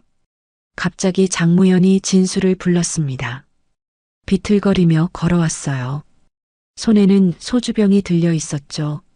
왜? 진수는 차분하게 대답했습니다. 장무현은 그의 앞에 섰어요. 술 냄새가 코를 찔렀습니다. 너 진짜 중소기업 다녀? 어디? 그냥 회사야. 별로 중요하지 않아. 별로 중요하지 않다고? 하하. 너는 평생 그렇게 살 거야. 중요하지 않은 살. 중요하지 않은 일. 장무현은 비웃었습니다. 그리고 진수의 어깨를 거칠게 잡았어요. 야, 근데 기억나? 중학교 때 너 진짜 잘 따랐어. 내가 우유 사오라면 뛰어갔잖아. 하하. 기억해. 진수의 목소리는 낮았습니다. 하지만 그 안에는 무언가 다른 게 있었어요. 차갑고 단단한 무엇이요. 그치? 그때가 좋았지? 나는 좋았어. 너희들 도시락 빼앗아 먹고 시키는 대로 하게 만들고 완전 최고였어. 장무현은 계속 떠들었습니다. 주변 사람들은 점점 더 불편해했어요. 김진우는 고개를 돌렸고 최성우는 주먹을 쥐고 있었죠. 무연아, 그만하자. 진수가 조용히 말했습니다. 그만? 왜 그만해? 내가 뭘 잘못했는데? 너 지금 취했어. 그만하고 앉아. 취했어? 난 안 취했어. 장무현은 소리를 질렀습니다. 그리고 갑자기 진수의 멱살을 잡았어요. 야, 이 새끼가 감히 나한테 명령해? 너 같은 월급쟁이 주제에? 연회장이 술렁거렸습니다. 다른 테이블에서도 사람들이 일어났어요. 김태식과 이승호가 장무현을 말리려 했죠. 무연아, 나 이러지 마. 하지만 장무현은 듣지 않았습니다. 술과 분노가 그를 지배하고 있었어요. 야, 박진수. 너 예전에 내 똘만이었잖아. 지금도 마찬가지야. 알겠어? 진수는 그의 손을 천천히 떼어냈습니다. 힘은 전혀 들이지 않았지만 단호했어요. 무연아, 마지막으로 말한다. 그만해. 그만하라고. 내가. 하하. 웃기네. 장무현은 비틀거리며 뒤로 물러났습니다. 그리고 테이블 위에 소주병을 집어들었어요. 거의 가득 차 있는 병이었죠. 야, 내가 나한테 한 잔 올려봐. 옛날처럼. 사장님께. 싫어. 진수의 대답은 짧고 단호했습니다. 그 순간 장무현의 얼굴이 일그러졌어요. 뭐? 싫다고? 이 새끼가. 바로 그 순간이었습니다. 장무현이 소주병을 번쩍 들어 올렸어요. 그리고 진수의 머리 위로 쏟아부었습니다. 콸콸콸. 차가운 소주가 진수의 머리를 타고 흘러내렸습니다. 얼굴을 타고 정장을 적시며 쏟아졌어요. 소주 냄새가 진동했죠. 연회장이 얼어붙었습니다. 모두가 숨을 죽였어요. 믿을 수 없다는 표정들이었죠. 진수는 그대로 서 있었습니다. 소주가 머리카락에서 뚝뚝 떨어졌어요. 정장이 흠뻑 젖어 있었죠.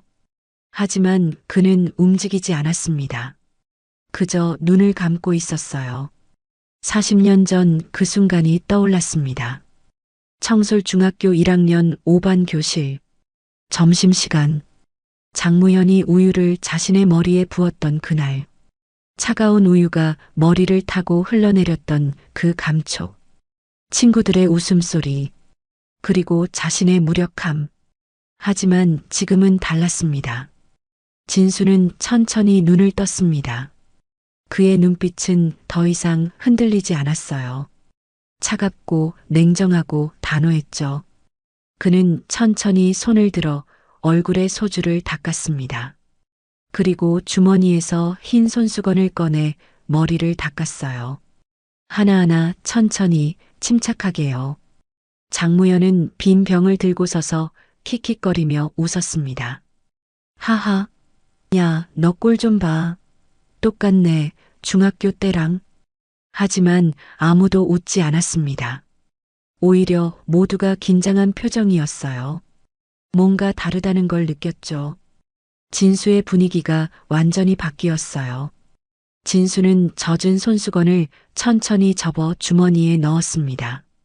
그리고 가방을 집어들었어요. 그 안에서 작은 명함 케이스를 꺼냈죠. 무연아. 진수의 목소리는 낮고 조용했습니다. 하지만 연회장 전체에 울려 퍼질 정도로 명확했어요. 뭐? 장무현은 여전히 웃고 있었습니다. 하지만 그 웃음은 점점 사라지고 있었죠. 40년 전 너는 나한테 우유를 부었어. 친구들 도시락을 빼앗았고 최성훈이 머리에 밥을 엎었지. 진수는 한 걸음 한 걸음 장무현에게 다가갔습니다. 그때 나는 아무것도 할 수 없었어. 어린 학생이었고 힘이 없었으니까. 그래서 옛날 얘기 왜 꺼내? 장무현의 목소리가 약간 떨렸습니다. 뭔가 잘못됐다는 걸 느끼기 시작한 거예요. 하지만 지금은 달라. 진수는 명함을 꺼내 테이블 위에 놓았습니다. 흰 바탕에 검은 글씨. 그 글자들이 연회장 조명 아래 선명하게 빛났어요. 경찰청 경제범죄수사대 총경 박진수. 순간 연회장이 얼어붙었습니다. 장무현의 얼굴이 새하얗게 질렸어요. 술 기운이 단번에 깨는 것 같았죠. 뭐야? 경찰? 너가? 그래, 나야. 33년 경력의 경제범죄수사대 총경. 진수의 목소리는 차갑고 단호했습니다. 그리고 너, 장무현. 나는 지난 6개월간 너를 수사해왔어. MH홀딩스 분식회계, 탈세, 공무원 뇌물공여. 모든 증거가 다 있어. 장무현은 뒤로 비틀거렸습니다. 의자에 걸려 넘어질 뻔했어요. 거짓말이지? 너 농담하는 거지? 농담 아니야. 진수는 가방에서 작은 녹음기를 꺼냈습니다. 오늘 밤 내가 한 모든 말 다 녹음됐어.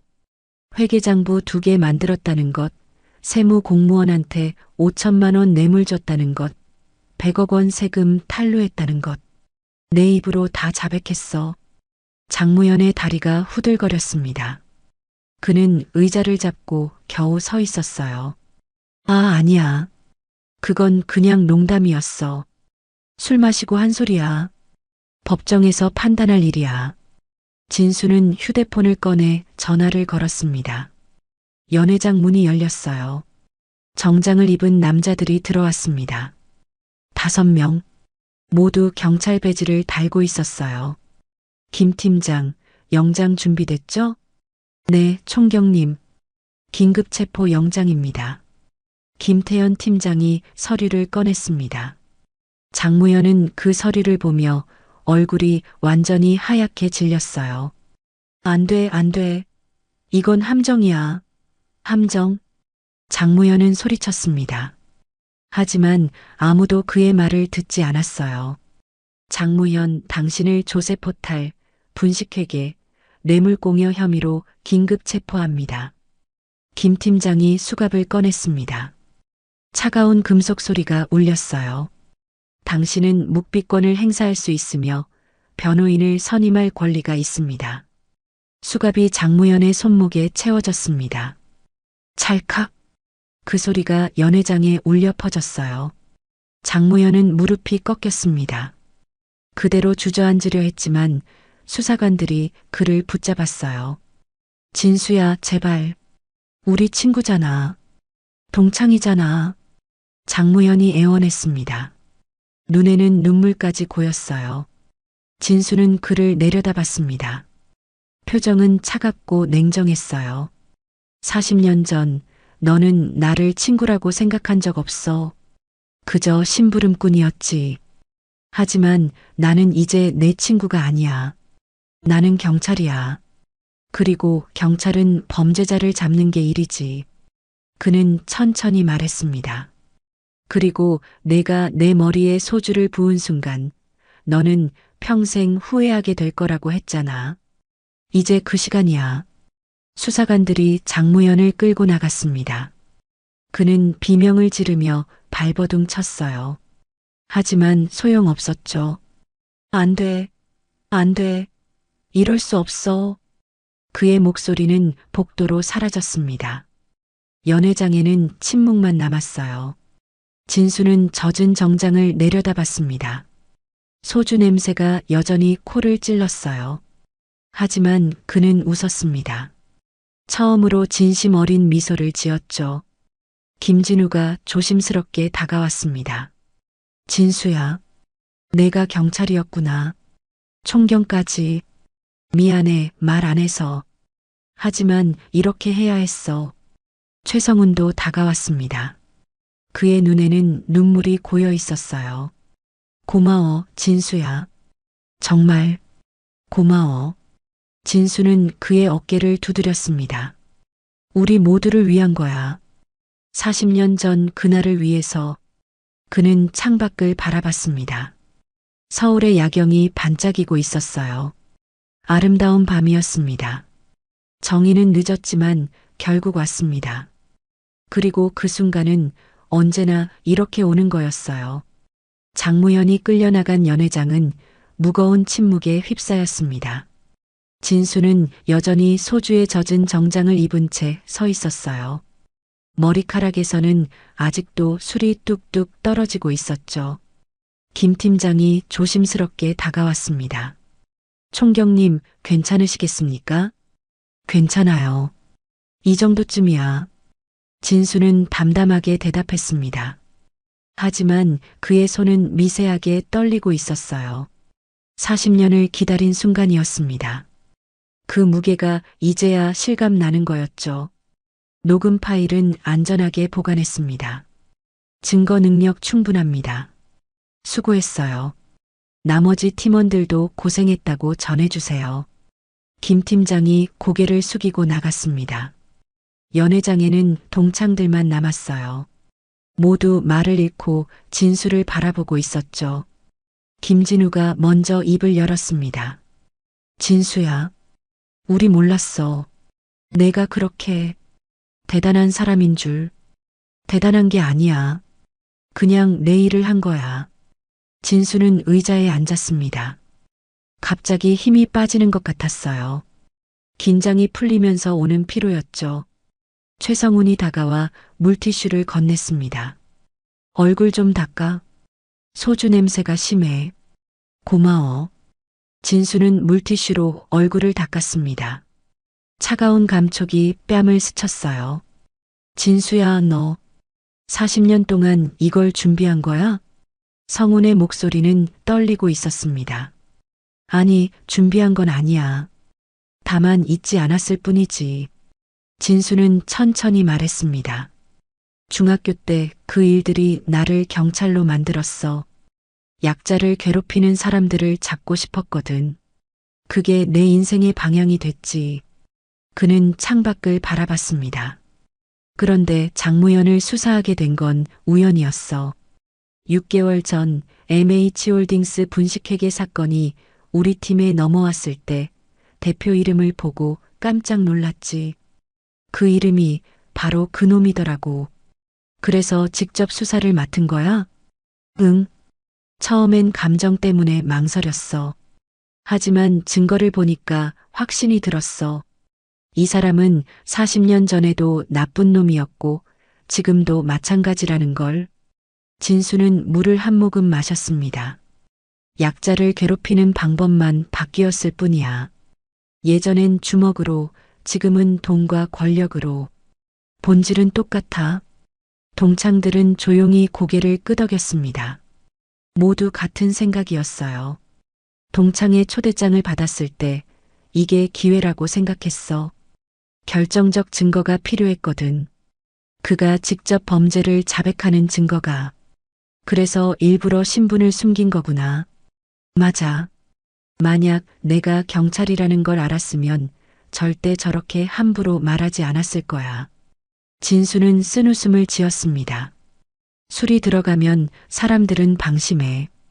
특히 자신이 성공했다고 생각하는 사람들은 더욱 그렇지. 자랑하고 싶어 하거든. 그때 한 동창이 조심스럽게 물었습니다. 그럼 장무현은 이제 어떻게 돼? 구속될 거야. 증거가 충분하니까. 진수의 목소리는 확고했습니다. 분식회계, 탈세, 뇌물공여. 모두 중범죄야. 실형은 확실하고 아마 5년에서 10년은 받을 거야. 연 회장이 다시 조용해졌습니다. 5년에서 10년. 그 무게가 실감났어요. 회사는 상장 폐지될 거야. 주가는 이미 폭락했을 거고 투자자들은 손해배상 소송을 걸 거야. MH홀딩스는 무너질 거야. 진수는 담담하게 설명했습니다. 감정은 없었어요. 그저 사실을 말할 뿐이었죠. 그가 자랑하던 모든 것들이 사라지는 거야. 재산도 명예도 자유도. 최성훈이 조용히 말했습니다. 인과응보네. 그래, 인과응보야. 진수는 고개를 끄덕였습니다. 40년 전에 뿌린 씨앗이 지금 열매를 맺은 거지. 남을 괴롭히고 법을 어기고 약자를 짓밟으면서 산 대가야. 그는 일어섰습니다. 젖은 정장이 몸에 들러붙었지만 개의치 않았어요. 나 이제 가봐야겠어. 뒷정리할 게 많아. 진수야. 김진우가 그를 불렀습니다. 고마워. 정말 고마워. 우리 모두를 위해서 해준 거잖아. 아니야. 나 자신을 위해서 한 거야. 진수는 미소를 지었습니다. 처음으로 진심 어린 미소였어요. 40년 동안 가슴속에 담아뒀던 걸 내려놓은 거야. 이제 좀 가벼워진 것 같아. 동창들이 하나둘 일어나 진수의 손을 잡았습니다. 악수를 나누며 고맙다고 말했어요. 진수는 한 명 한 명과 눈을 마주치며 고개를 끄덕였죠. 연회장을 나서는 진수의 발걸음은 가벼웠습니다. 비록 옷은 젖었지만 마음은 한결 가벼워진 기분이었어요. 호텔 로비로 내려오자 김 팀장이 기다리고 있었습니다. 총경님, 장무현은 서부경찰서 유치장에 수감했습니다. 상태는? 술이 깨면서 현실을 깨달은 것 같습니다. 계속 울고 있습니다. 진수는 아무 말도 하지 않았습니다.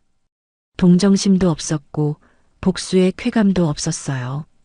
그저 담담할 뿐이었죠. 내일 아침 검찰에 송치하세요. 구속영장 청구도 바로 진행하고요. 알겠습니다. 진수는 호텔을 나섰습니다. 밤 공기가 차가웠어요. 10월 말의 서울, 가을이 깊어가고 있었죠. 그는 주차장으로 걸어가며 하늘을 올려다봤습니다. 별이 보였어요. 도심 한가운데였지만 몇 개의 별이 반짝이고 있었죠. 차에 올라탄 진수는 시동을 걸지 않았습니다. 그저 조용히 앉아 있었어요. 오늘 밤의 일들이 주마등처럼 지나갔습니다. 장무연의 오만한 얼굴, 소주를 머리에 부었던 순간, 명함을 내밀었을 때 그의 창백한 표정, 수갑이 채워지던 소리, 그리고 40년 전 어린 소년이었던 자신, 책상 밑에서 주먹을 쥐고 있던 그 소년. 해냈어. 진수는 중얼거렸습니다. 드디어 해냈어. 눈가가 뜨거워졌습니다. 눈물이 흘러내렸어요. 기쁨의 눈물은 아니었습니다. 안도의 눈물이었죠. 40년을 짊어지고 살았던 무게를 내려놓은 안도감이었어요. 진수는 눈물을 닦았습니다. 그리고 시동을 걸었어요. 집으로 가야 했습니다. 샤워를 하고 옷을 갈아입고 내일을 준비해야 했어요. 하지만 차를 출발시키기 전 그는 휴대폰을 꺼냈습니다. 사진첩을 열었어요. 오래된 사진 한 장이 있었죠. 1985년 졸업사진. 까까머리를 한 소년들이 운동장에 줄지어 서 있었습니다. 뒷줄 구석, 불안한 눈빛의 작은 소년. 그게 자신이었어요.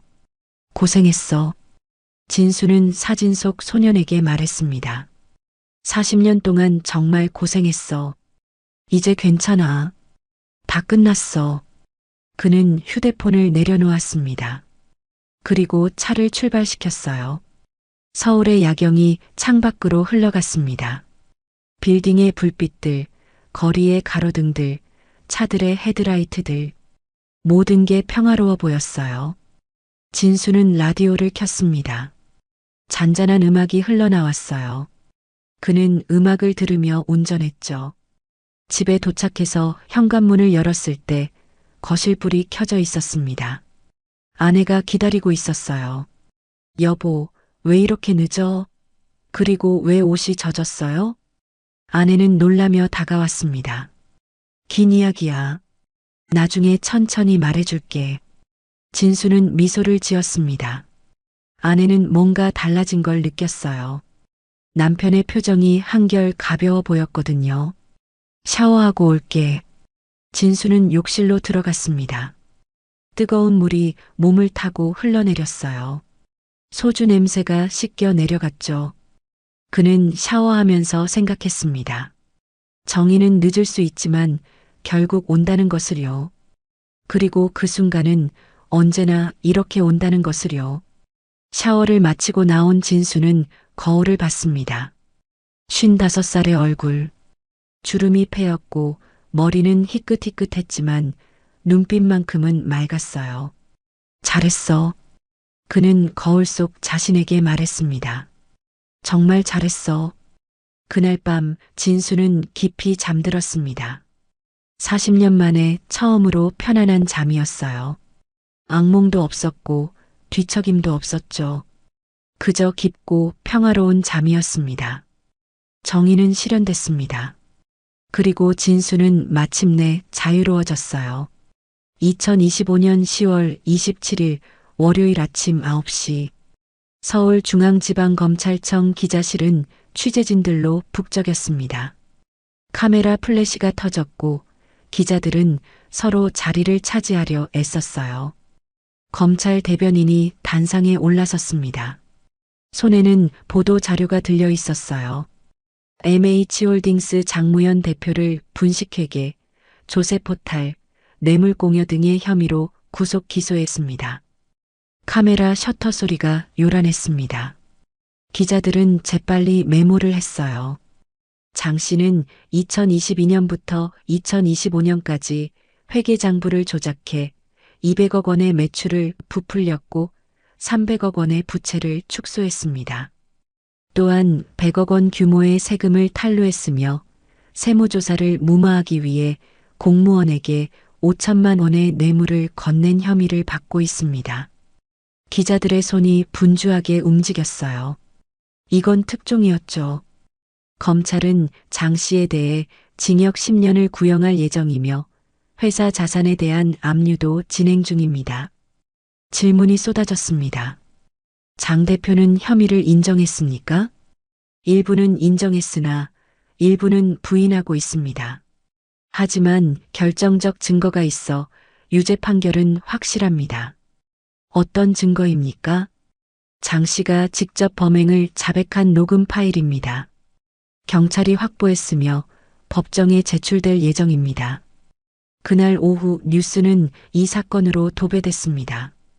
상장사 MH홀딩스 대표 장무현 100억 원대 분식회계 혐의로 구속, 중견기업 총수의 추락, 탈세와 뇌물로 얼룩진 경영, MH홀딩스 주가 폭락, 투자자들 패닉.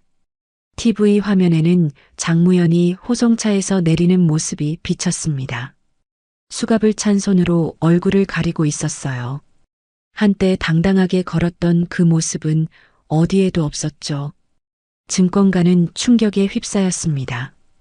MH홀딩스 주가는 개장과 동시에 하한가를 쳤어요. 투자자들의 매도 주문이 쏟아졌죠. 팔아요. 전량 매도. 손절이라도 해야죠. 더 떨어지기 전에. 패닉이었어요. 오전 1시간 만에 주가는 30% 폭락했죠. MH홀딩스 본사는 아수라장이었습니다. 직원들은 불안한 표정으로 복도를 서성였어요. 우리 회사 이제 어떻게 돼요? 상장 폐지되는 거 아니에요? 월급은 제대로 나올까요? 이사회가 긴급 소집됐습니다. 회의실에는 중역들이 모여 있었어요. 모두 침통한 표정이었죠. 대표가 구속됐습니다. 이제 어떻게 해야 합니까? 재무이사가 물었습니다. 목소리가 떨리고 있었어요. 일단 비상경 영체제로 전환해야 합니다. 대표 권한 대행을 선임하고요. 전무가 말했습니다. 하지만 그의 얼굴도 창백했어요. 문제는 돈입니다. 은행에서 대출 회수 압박이 들어오고 있습니다. 거래처들도 외상 대금 즉시 지불을 요구하고 있고요. 얼마나 필요합니까? 당장 200억은 있어야 합니다. 없으면 이번 달 급여도 못 줍니다. 회의실이 조용해졌습니다. 200억. 그 돈을 어디서 구한단 말입니까? 상장 폐지는 확실합니까?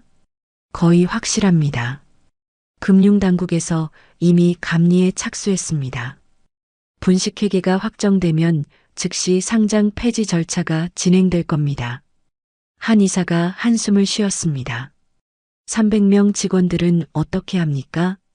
아무도 대답하지 못했습니다. 침묵만 흘렀어요. 그날 저녁 또 다른 뉴스가 터졌습니다. MH홀딩스 상장 폐지 위기, 투자자 소송 준비, 직원 300명 일자리 위태, 대규모 정리해고 예상. 진수는 사무실에서 뉴스를 보고 있었습니다. TV 화면에는 MH홀딩스 본사 앞에 모인 직원들이 비쳤어요. 불안한 표정들이었죠. 김 팀장이 들어왔습니다.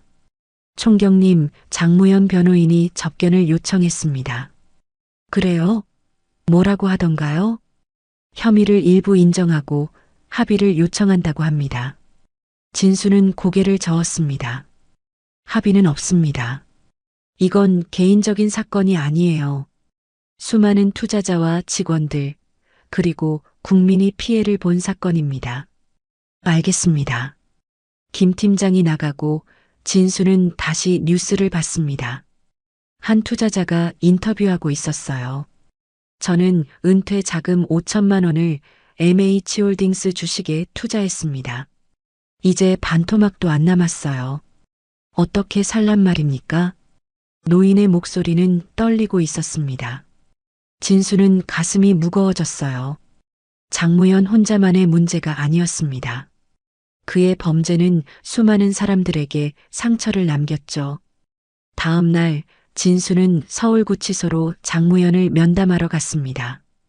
공식적인 조사는 아니었어요. 그저 마지막으로 확인하고 싶은 게 있었죠. 면회실 유리창 너머로 장무현이 나타났습니다. 수의를 입고 있었어요. 얼굴은 초췌했고 눈가에는 다크서클이 짙게 깔려 있었죠.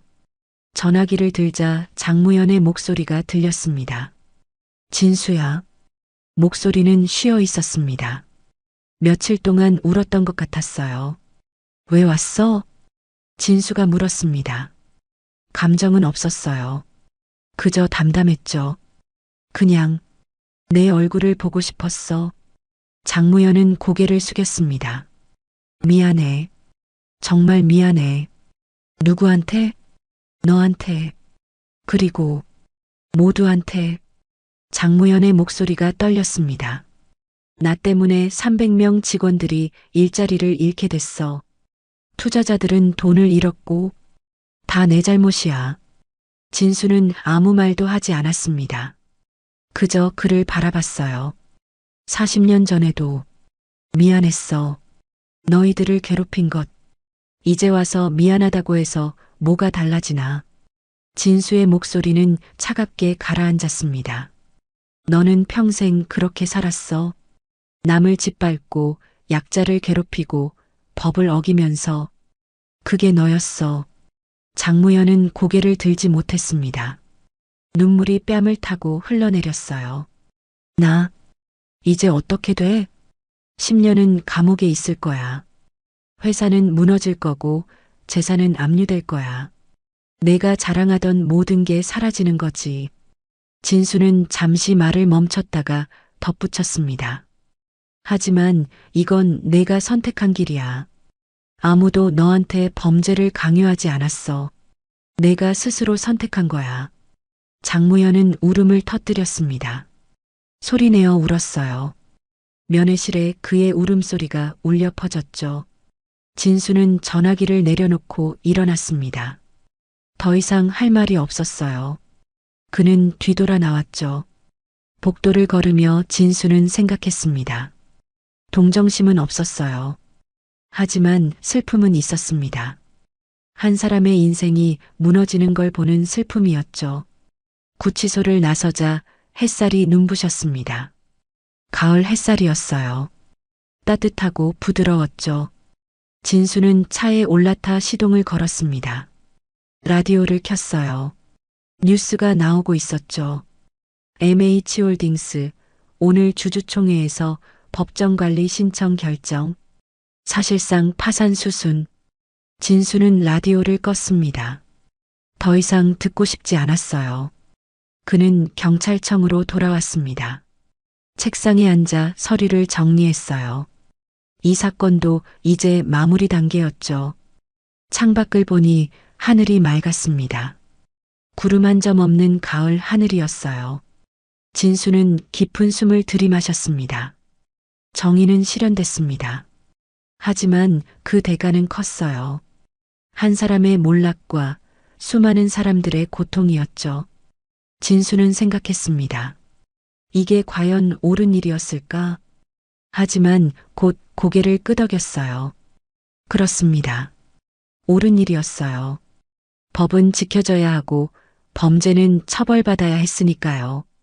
그날 저녁 진수는 집으로 돌아가는 길에 공원을 지나갔습니다. 벤치에 앉아 노을을 봤어요. 붉게 물든 하늘이 아름다웠죠. 그는 평화를 느꼈습니다. 40년 동안 짊어졌던 무게를 내려놓은 평화였어요. 정의는 때로 가혹합니다. 하지만 필요한 거였죠. 그리고 진수는 그 정의를 실현한 사람이었어요. 2026년 2월 15일 서울 남부교도소 제3수용동 장무현은 좁은 독방에 앉아 있었습니다. 회색 수의를 입은 그의 모습은 초라했어요. 한때 고급 양복만 입던 사람이었는데 이제는 죄수복이 전부였죠. 벽에는 날짜가 그어져 있었습니다. 줄 하나하나가 하루를 의미했어요. 3달 반. 그가 이곳에서 보낸 시간이었죠. 오전 7시. 기상 사이렌이 울렸습니다. 장무현은 천천히 일어났어요. 몸이 무거웠습니다.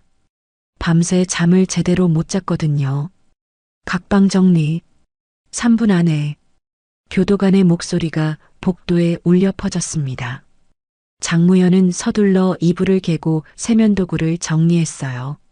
예전 같으면 상상도 할 수 없는 일이었죠. 비서가 모든 걸 해줬으니까요.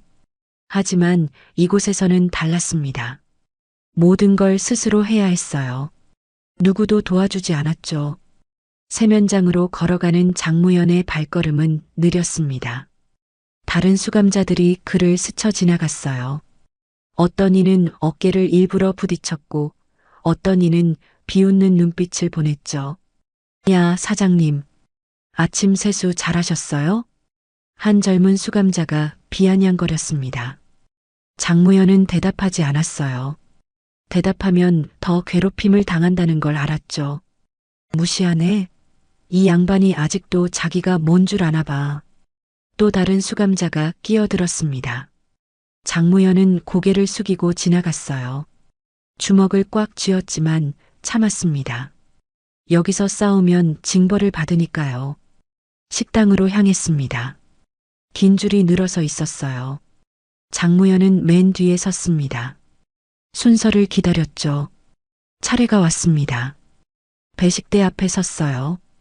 교도관이 급식판에 밥을 퍼주었습니다. 김치, 된장찌개, 멸치 몇 마리. 그게 전부였어요. 다음, 장무현은 급식판을 들고 자리를 찾았습니다. 구석자리에 앉았어요. 혼자 먹고 싶었죠. 하지만 누군가 옆에 앉았습니다. 덩치 큰 수감자였어요. 팔에는 문신이 가득했죠. 야, 장무현. 오늘 반찬 괜찮아 보이네? 장무현은 대답하지 않았습니다. 하지만 가슴은 두근거렸어요. 예감이 좋지 않았죠. 내가 물어봤는데 대답이 없네. 귀머거리야? 아니요. 아니요. 그럼 대답을 해야지. 반찬 내놓을래? 아니면 맞을래? 장무현의 손이 떨렸습니다. 40년 전이 떠올랐어요. 자신이 다른 아이들에게 했던 일들. 도시락을 빼앗고 협박하고 때렸던 일들. 그리고 지금 똑같은 일이 자신에게 일어나고 있었습니다. 여기요. 장무현은 떨리는 손으로 반찬을 건넸습니다. 김치와 멸치를 모두요. 남은 건 밥과 찌개뿐이었어요. 잘했어. 내일도 기대할게. 덩치 큰 수감자는 웃으며 자리를 떠났습니다. 장무현은 밥을 떴지만 목으로 넘어가지 않았어요. 눈물이 차올랐죠. 이게 바로 업보구나. 그는 깨달았습니다. 자신이 남에게 했던 일이 고스란히 돌아온 거였어요. 오전 9시 작업 시간이었습니다. 장무현은 공장동으로 배치됐어요. 봉투 접는 일이었죠. 하루에 1000개를 접어야 했습니다. 작업대 앞에 앉았습니다. 옆에는 다른 수감자들이 앉아 있었어요. 모두 무표정한 얼굴로 손을 놀렸죠. 장무현도 봉투를 집어들었습니다. 접는 방법을 배웠지만 손이 서툴렀어요. 평생 이런 일을 해본 적이 없었으니까요. 야, 장무현. 너 너무 느린데? 우리 조 실적 떨어지잖아. 옆자리 수감자가 짜증을 냈습니다. 죄송합니다. 열심히 할게요. 열심히는 무슨. 제대로 하든가. 장무현은 더 서둘렀습니다. 하지만 서두르니 실수가 났어요. 봉투가 찢어졌죠. 이 사람이 진짜. 옆자리 수감자가 화를 냈습니다. 그리고 장무현의 머리를 탁 쳤어요. 제대로 해. 장무현은 아무 말도 하지 못했습니다. 그저 고개를 숙이고 다시 봉투를 집었어요. 손이 떨렸지만 참았습니다. 점심시간이 되었습니다. 또 식당으로 갔어요. 또 줄을 섰고 또 배식을 받았죠. 이번에는 다른 수감자가 다가왔습니다. 야, 사장님. 오늘 반찬 뭐야? 김치하고 계란찜이요. 오, 계란찜? 그거 내가 좋아하는 건데. 나 줘. 하지만은 무슨. 줘. 장무현은 또 반찬을 내줬습니다. 이제 밥만 남았어요. 김치도 없이 밥만 먹었죠. 오후 작업을 마치고 독방으로 돌아왔습니다. 온몸이 아팠어요. 익숙하지 않은 노동 때문이었죠. 침대에 누웠습니다. 천장을 바라봤어요. 회색 천장, 아무것도 없는 천장이었죠. 그는 생각했습니다. 자신의 인생을요. 화려했던 과거를요. 대표 자리, 고급차, 비싼 양복, 호화로운 집, 모든 게 사라졌어요. 그리고 지금 남은 건 뭡니까? 이 좁은 독방과 회색 수의와 하루 세끼의 형편없는 밥. 그게 전부였죠. 눈물이 흘러내렸습니다. 소리 없이 울었어요. 다른 사람들에게 들키고 싶지 않았죠. 저녁 6시 또 식당에 갔습니다. 또 줄을 섰고 또 배식을 받았어요. 그리고 또 누군가 다가왔죠. 사장님, 오늘도 반찬 좀. 장무현은 아무 말 없이 반찬을 건넸습니다. 이제 익숙해졌어요.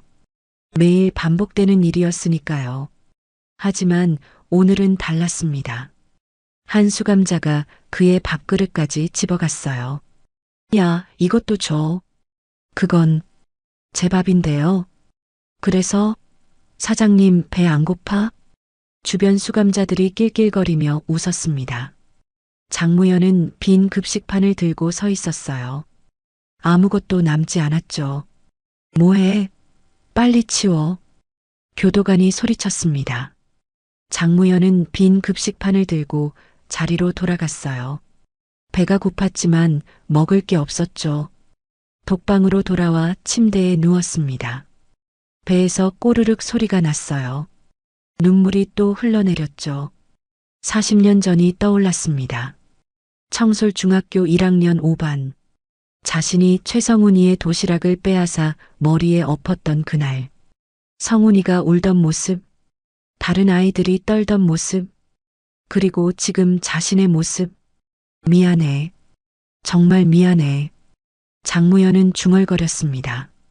하지만 아무도 듣지 못했어요. 이 좁은 독방 안에서 그의 말은 메아리도 없이 사라졌죠. 밤 10시. 소등 시간이었습니다. 불이 꺼졌어요. 어둠이 독방을 가득 채웠죠. 장무현은 어둠 속에서 눈을 떴습니다. 잠이 오지 않았어요. 배가 너무 고팠고 마음이 너무 아팠죠. 그는 깨달았습니다. 진짜 약자가 누구인지를요. 힘으로 남을 누르는 사람이 강한 게 아니었어요. 진짜 강한 사람은 약함을 이겨내는 사람이었죠. 그리고 자신은 평생 약한 사람이었습니다. 남을 괴롭혀야만 자신을 느낄 수 있었던 약한 사람이었어요. 내가 틀렸어. 완전히 틀렸어. 그는 이불을 뒤집어 쓰고 울었습니다. 평생 처음으로 진심으로 후회했어요. 하지만 이미 늦었습니다. 돌이킬 수 없었어요. 그가 남긴 상처들, 그가 저지른 범죄들, 모든 게 돌이킬 수 없었죠. 장무현은 그날 밤 꿈을 꿨습니다. 중학교 시절 꿈이었어요.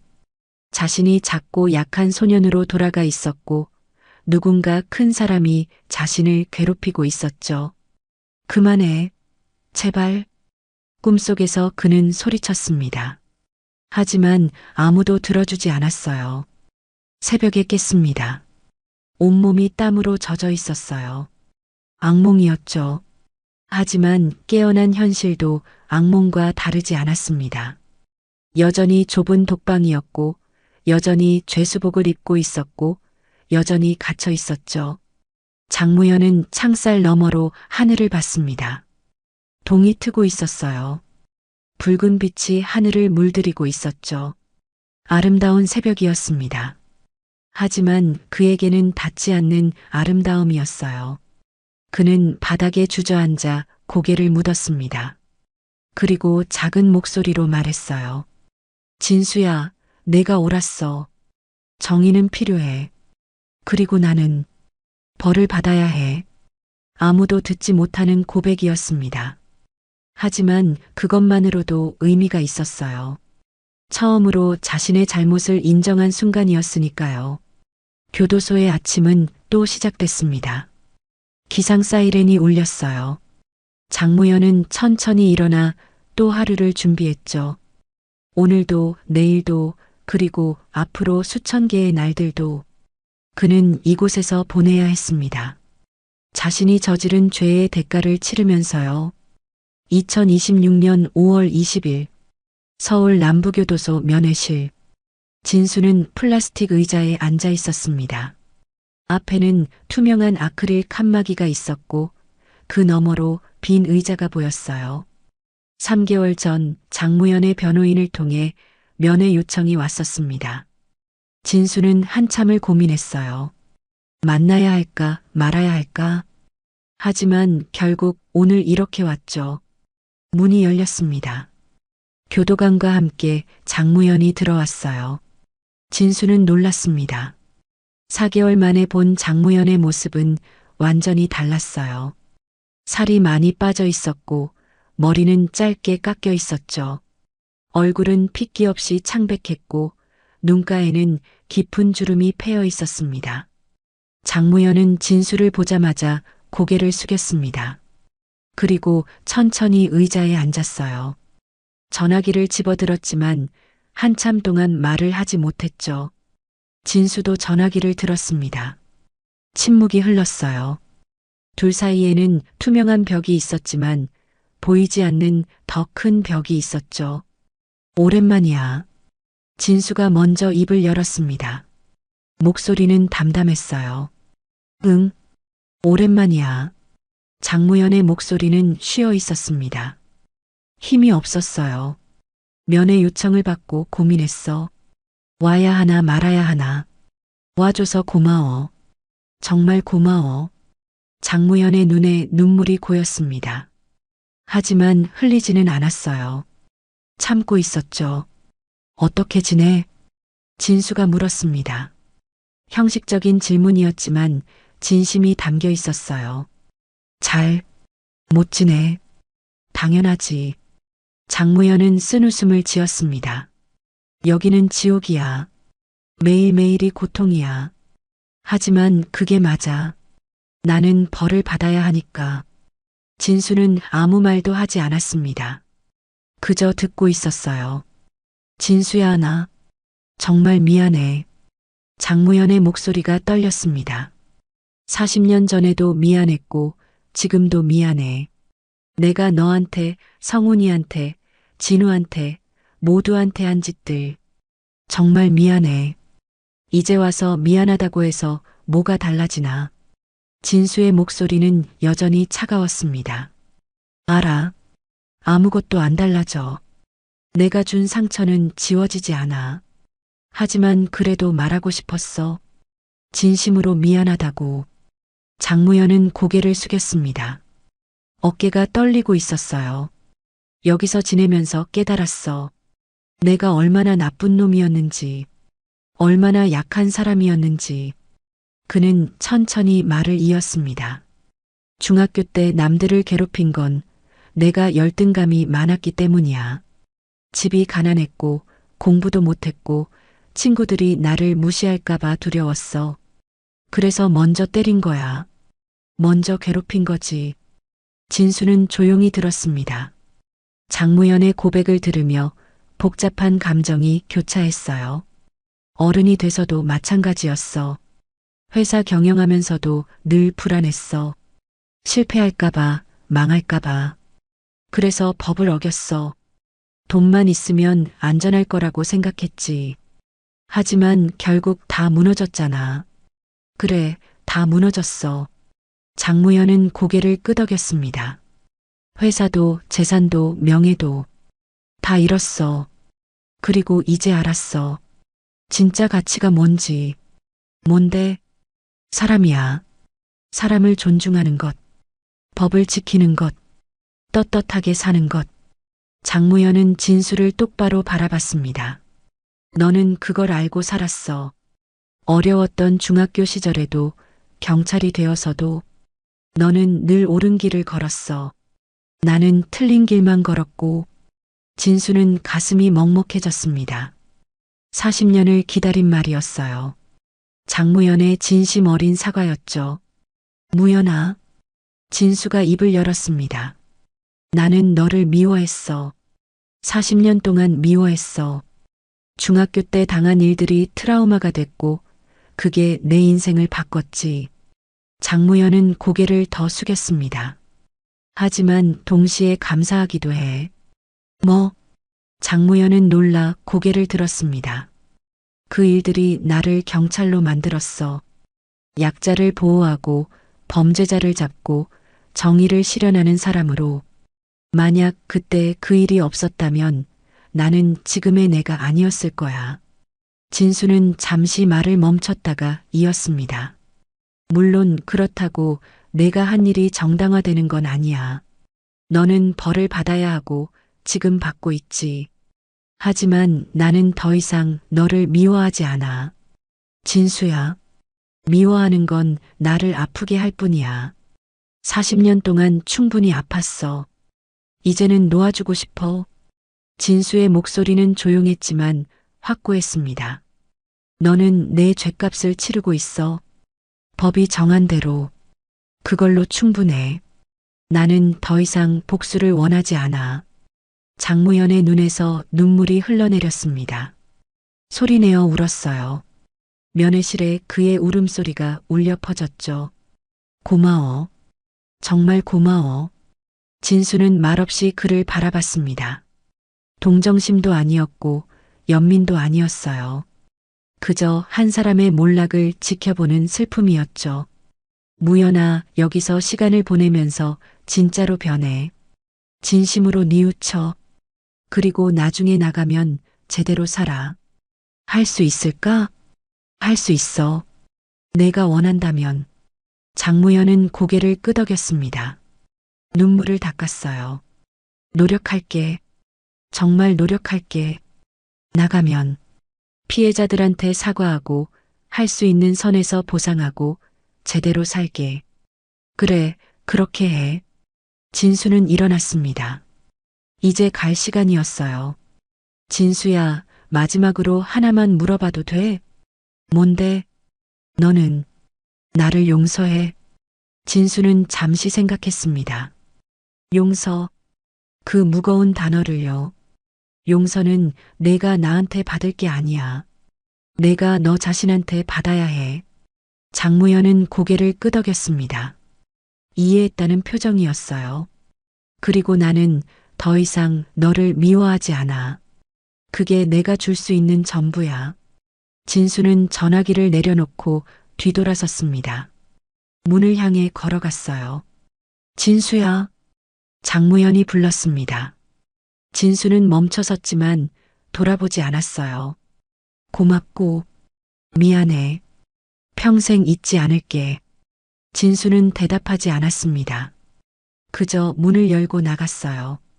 복도를 걸으며 진수는 깊은 숨을 내쉬었습니다. 가슴이 후련했어요. 40년 동안 짊어졌던 짐을 완전히 내려놓은 기분이었죠. 교도소를 나서자 햇살이 따사로웠습니다. 5월의 햇살이었어요. 따뜻하고 부드러웠죠. 진수는 하늘을 올려다봤습니다. 구름 한 점 없는 맑은 하늘이었어요. 새들이 날아가고 있었죠. 그는 미소를 지었습니다. 진심 어린 미소였어요. 차에 올라타 시동을 걸었습니다. 라디오를 켰어요. 경쾌한 음악이 흘러나왔죠. 진수는 음악을 들으며 운전했습니다. 창밖으로는 실록이 우거진 거리가 펼쳐졌어요. 사람들이 웃으며 걷고 있었고 아이들이 뛰어놀고 있었죠. 평화로운 풍경이었습니다. 진수는 이 평화를 지키는 사람이었어요. 33년 동안 그래왔고 앞으로도 그럴 거였죠. 집에 도착해서 현관문을 열었습니다. 아내가 마중 나왔어요. 어떻게 됐어요? 다 끝났어. 진수는 미소를 지으며 대답했습니다. 정말 다 끝났어. 아내는 남편의 얼굴을 보며 알았습니다. 뭔가 달라졌다는 걸요. 한결 가벼워 보였죠. 수고했어요, 여보. 고마워. 진수는 아내를 껴안았습니다. 따뜻한 포옹이었어요. 그날 밤 진수는 서재에 앉았습니다. 책상 서랍을 열어 오래된 사진을 꺼냈어요.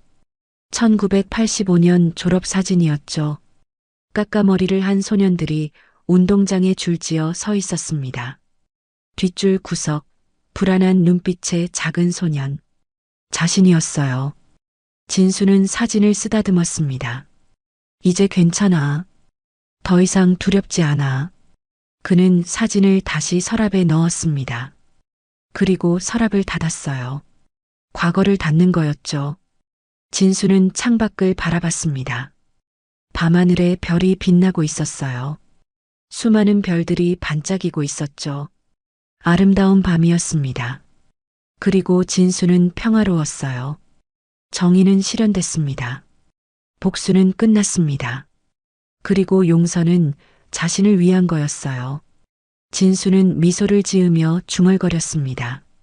고생했어, 진수야. 40년 동안 정말 고생했어. 그날 밤 진수는 깊이 잠들었습니다. 꿈속에서 그는 다시 15살 소년이 되어 있었어요. 하지만 이번엔 달랐습니다. 그는 더 이상 두렵지 않았어요. 당당하게 서 있었죠. 그리고 하늘을 올려다봤습니다. 푸른 하늘이 펼쳐져 있었어요. 이제 난 자유야. 소년이 말했습니다. 그리고 웃었어요. 진수는 평화로운 얼굴로 잠들어 있었습니다. 40년 만에 찾은 진짜 평화였어요. 정의는 때로 늦게 오지만 반드시 찾아옵니다. 그리고 진정한 강함은 복수가 아니라 용서에서 나온다는 걸 우리는 이 이야기를 통해 배웠습니다. 40년이라는 긴 세월이 흘렀지만 진수는 마침내 자신을 자유롭게 만들었어요. 여러분도 가슴속에 묻어둔 상처가 있다면 언젠가는 용서를 통해 진정한 평화를 찾으시길 바랍니다. 오늘도 시청해 주셔서 감사합니다. 노을빛처럼 따뜻한 하루 되시길 바라며 노을빛 인생이었습니다.